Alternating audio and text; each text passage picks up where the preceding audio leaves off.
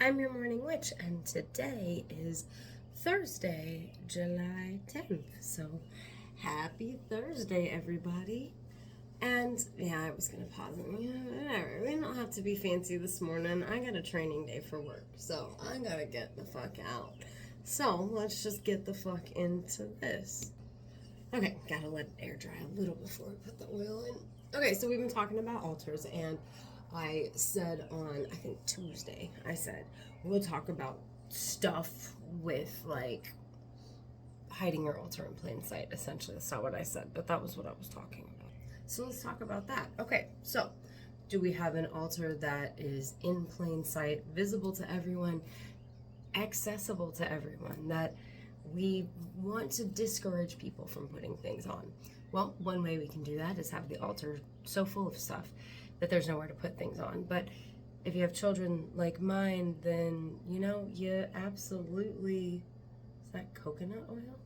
Anyway, you absolutely have places to put things because they'll just lay shit over what you have there. So just keeping it overly full is not going to discourage enough. That's a good way to put it. But wards are a great way to discourage people. So before you put things on your altar, you can put a ward down to keep people away.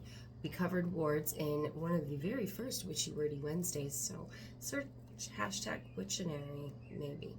Either way, a ward can be a sigil, it can be a rune, it can be, multiple runes, multiple sigils, but the ward is designed to discourage people from approaching your altar or being able to place things on your altar.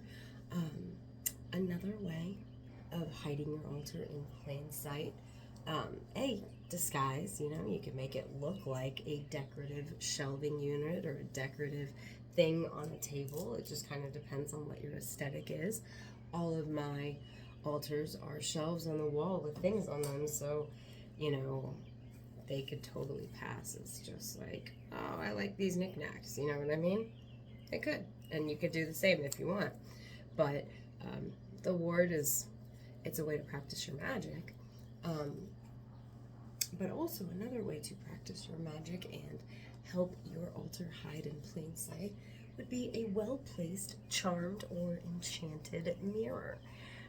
Just place it preferably around the edges or at the very back so anyone looking will see the mirror first, and enchant the mirror to draw their attention away. So these are some magical ways that we can keep anyone else from our altar if we so choose. Talk to you tomorrow, fam. Bye.